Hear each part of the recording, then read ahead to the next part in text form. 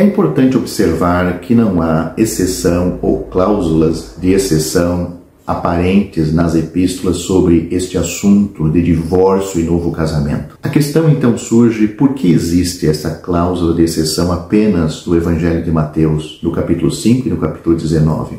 Deixe-me primeiro citar a cláusula de exceção que nós encontramos nestes dois capítulos. Mateus capítulo 5, versículo 31 e 32 diz: foi dito, aquele que se divorciar de sua mulher deverá dar-lhe carta de divórcio, mas eu lhes digo que todo aquele que se divorciar de sua mulher, exceto por fornicação, faz que ela se torne adúltera, e quem se casar com a mulher divorciada estará cometendo adultério. Observe que isto faz parte do ensinamento do Senhor Jesus, no Sermão da Montanha. Em Mateus capítulo 19, nosso Senhor repete a cláusula de exceção em sua resposta à pergunta dos fariseus que procuravam tentá-lo.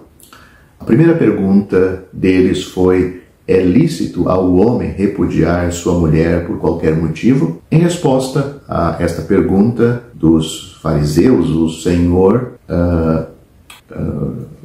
Senhor leva seus interrogadores de volta ao primeiro casamento no Jardim do Éden, onde o homem e a mulher se tornaram uma só carne, e nosso Senhor Jesus acrescenta significativamente no versículo 6, quando ele diz: portanto, já não são mais dois, mas uma só carne.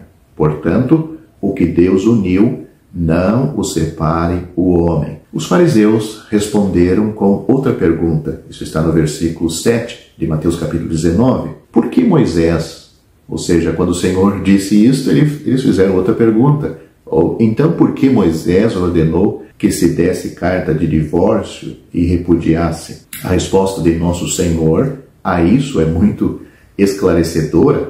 Ele diz: você cometeu um erro, nunca foi ordenado, ou vocês cometeram um erro ao falar deste jeito, pois Moisés nunca deu uma ordem. Não era obrigatório, mas Moisés permitiu isto por causa do pecado que havia sido cometido. Moisés permitiu isto não por causa do pecado que havia sido cometido, mas por causa da dureza de seus corações. Além disso, o Senhor disse: Moisés pode ter permitido isto, mas no início não era assim. Interessante isto, né? Então, nosso Senhor repete a cláusula de exceção do Sermão da Montanha, no versículo 9 deste capítulo. Ele disse: eu lhes digo que todo aquele que se divorciar de sua mulher, exceto por fornicação, e se casar com outra mulher, estará cometendo adultério. A cláusula de exceção não está no Evangelho de Marcos, onde o assunto é tratado também. Em Marcos capítulo 10, os fariseus fazem a pergunta ao nosso Senhor. No versículo 2, eles perguntam assim: é lícito ao homem repudiar sua mulher? Nosso Senhor lida com isto como em Mateus capítulo 9, e ele repete: portanto, o que Deus uniu, não o separe o homem.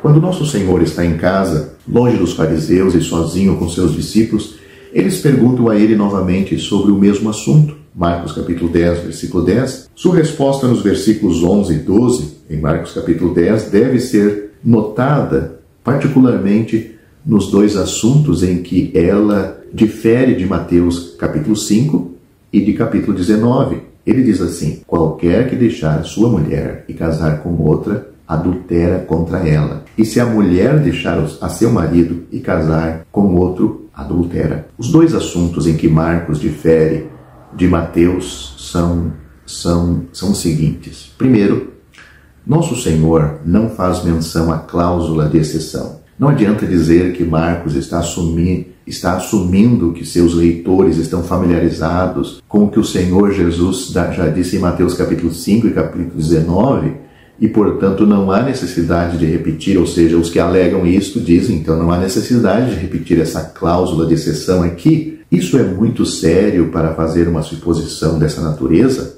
Além disso, já foi aceito que Marcos escreveu o seu evangelho antes de Mateus. Marcos é um dos primeiros evangelhos a ser escrito. Mateus não tinha sido escrito ainda, portanto, não conhecia essa cláusula de exceção.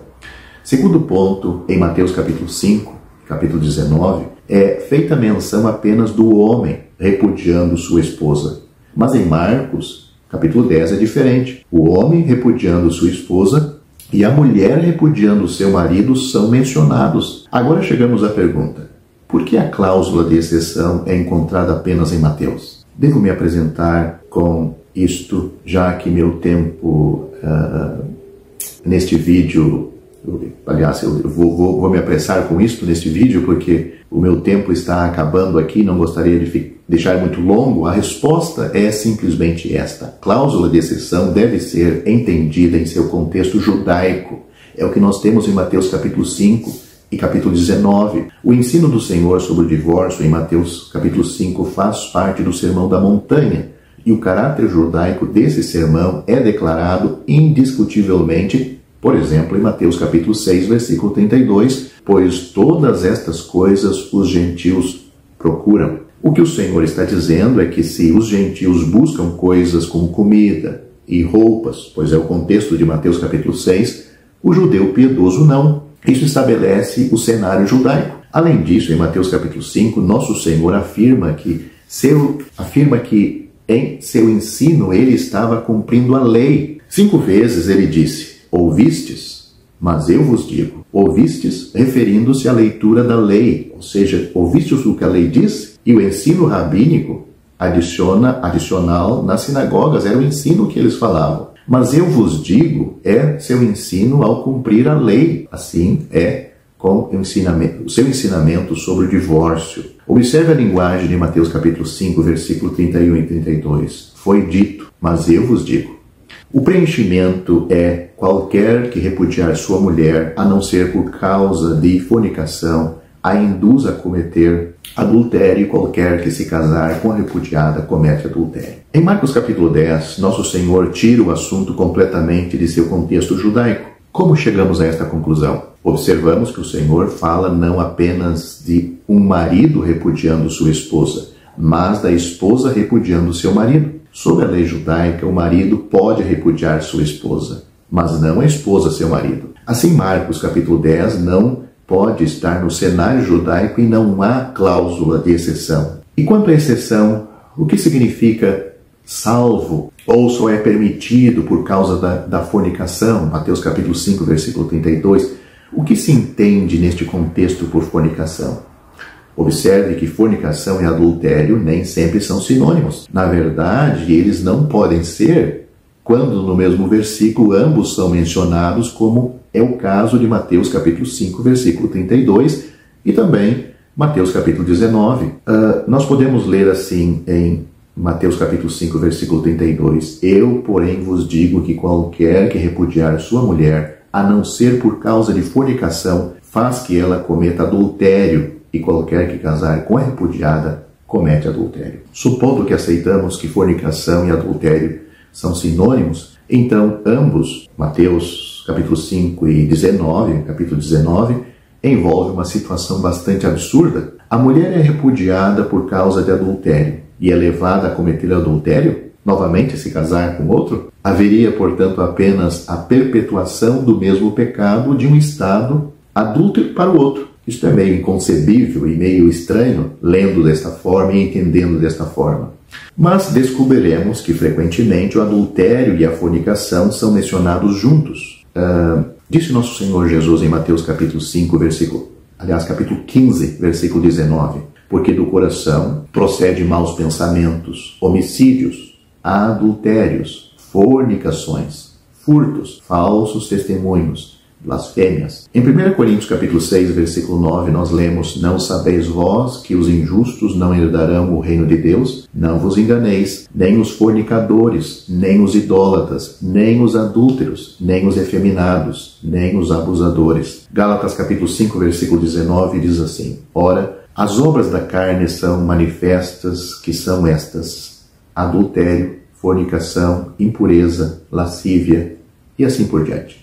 A conclusão deve ser que quando são mencionados juntos, no mesmo versículo, em justa posição, não pode se tratar da mesma coisa. Quando a fornicação é mencionada isoladamente, ela se refere à prostituição em seu sentido geral, mas quando é mencionada junto com a palavra adultério, A diferença é apenas esta: a fornicação é um pecado pré-marital, ou seja, antes do casamento. Adultério é conjugal, pecado cometido por pessoas casadas. Fornicação é cometido por pessoas que não são casadas. Portanto, Mateus capítulo 5 e capítulo 19 devem ser aceitos em seu contexto judaico de fornicação durante o tempo do processo do casamento. O casamento judaico se estendia por um longo período de tempo que era considerado casamento virtual, quando o casal se unia